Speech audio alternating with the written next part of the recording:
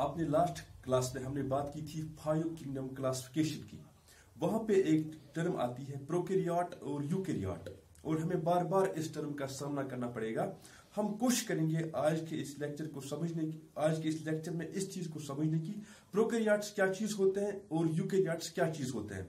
देख लीजिए आप, पहली बात जब हम कहते हैं प्रोकैरियोट यूकैरियोट, प्रोकैरियोट हम कहेंगे simply those living things which are made from prokaryotic cells, और यूकैरियोट्स में कहेंगे those living things which are made from eukaryotic cells। गरज प्रोकैरियोट्स बने होते हैं प्रोकैरियोटिक सेल्स के और यूकैरियोट बने होते हैं यूकैरियोटिक सेल्स के। अब हम कोशिश करते हैं समझने की प्रोकैरियोटिक सेल क्या चीज है और यूकैरियोटिक सेल क्या चीज है। आमतौर से प्रोकैरियोटिक सेल के लिए हम टर्म बोलते हैं सिंपल सेल, और यूकैरियोटिक सेल के लिए हम टर्म बोलते हैं कॉम्प्लेक्स सेल। देखिए आप कोशिश करते हैं इसको डिफरेंस में देखने की, प्रोकैरियोटिक सेल में और यूकैरियोटिक सेल में डिफरेंसेस कहां पे है। पहला चीज जो ये बना है दो वर्ड्स का, प्रो और karyote. Pro means primitive and karyote means nucleus, जबकि on the other hand eu means true and karyote means nucleus. अब देख लीजिए ये प्रिमिटिव न्यूक्लियस और ट्रू न्यूक्लियस क्या चीज है। प्रोकैरियोट्स में क्या होता है कि जो डीएनए होता है, यहां पे हम लिखेंगे इसकी न्यूक्लियस की बात करेंगे हम।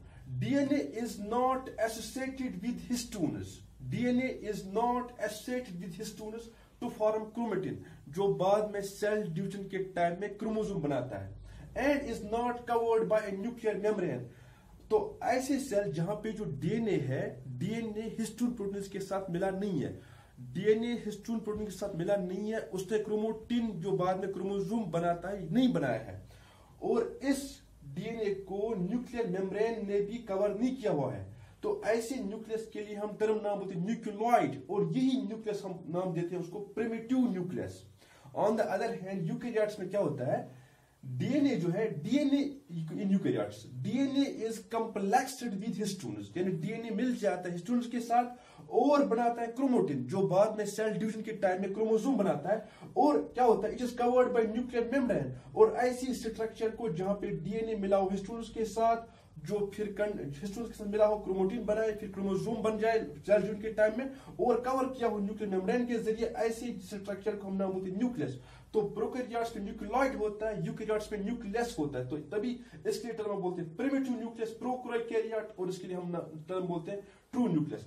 अब आगे चलते हैं। प्रोकैरियोट्स में एक और चीज होती है, that is membrane bound organelles are absent. Membrane bound organelles हमारा मतलब, मिसाल के तौर mitochondria is absent, endoplasm reticulum is absent, Golgi body is absent, lysosomes are absent. यानी हम शॉर्ट में कहते हैं मेम्ब्रेन बाउंड ऑर्गेनेल्स प्रोकैरियोट्स में नहीं होते हैं, यूकैरियोट्स में मेम्ब्रेन बाउंड ऑर्गेनेल्स और प्रेजेंट। अब इसी चीज की बदौलत मेम्ब्रेन बाउंड ऑर्गेनेल्स एब्सेंट है प्रोकैरियोट्स में और यूकैरियोट्स में प्रेजेंट है। इसी चीज की बदौलत हम बोलते हैं जो प्रोकैरियोटिक सेल्स होते हैं, these are single membrane systems, जबकि यूकैरियोट्स होते हैं double membrane systems. By single membrane systems we mean that prokaryotic cells are covered by a single membrane, that is cell membrane. जबकि अगर यूकैरियोट्स की बात करें, उनकी सेल को एक तो बाहर से होता है मेम्ब्रेन, सेल मेम्ब्रेन, और उसके अलावा जो ऑर्गेनेल्स होते हैं उनको भी अपना मेम्ब्रेन होता है। जैसे माइटोकॉन्ड्रिया को मेम्ब्रेन है, अपना डबल मेम्ब्रेन है, वहां पे क्लोरोप्लास्ट में है, लाइसोसोम में मेम्ब्रेन है, तो तभी इनके लिए हम बोलते हैं डबल मेम्ब्रेन सिस्टम, और प्रोकैरियोट्स के हम बोलते हैं सिंगल मेम्ब्रेन सिस्टम। एक और बात यहां पे हम कहेंगे, प्रोकैरियोट्स में जो राइबोसोम्स होते हैं, राइबोसोम्स और 70s छोटे होते हैं, छोटे they are small and 70s, जबकि यहां पे राइबोसोम्स और लार्ज एंड 80s। यहां पे ये बात याद रखनी की, यूकैरियोट्स में हम कहते हैं राइबोसोम्स और लार्ज एंड 80s, ये हम कहते हैं in reference to cytoribosomes. Cytoribosomes means those ribosomes that are present in cytoplasm. Eukaryotes में हमने पहले ही कहा they have got cell organelles, उनके कुछ सेल ऑर्गेनेल्स होते हैं जैसे माइटोकॉन्ड्रिया और क्लोरोप्लास्ट, उनके अंदर भी राइबोसोम होते हैं, वो होते हैं छोटे, लगभग 70s। तो हम कहेंगे यूकैरियोट्स में असल में होते हैं 80s भी और 70s भी, लेकिन 70s होते हैं ऑर्गेनेल्स में, जबकि 80s होते हैं साइटोप्लाज्म में। तो ओवरऑल हम कहते हैं साइटोप्लाज्म की बात करें, इनके प्रोकैरियोट्स के साइटोप्लाज्म में राइबोसोम्स और 70s, जबकि यूकैरियोट्स के साइटोप्लाज्म में राइबोसोम्स जो दे आर 80s।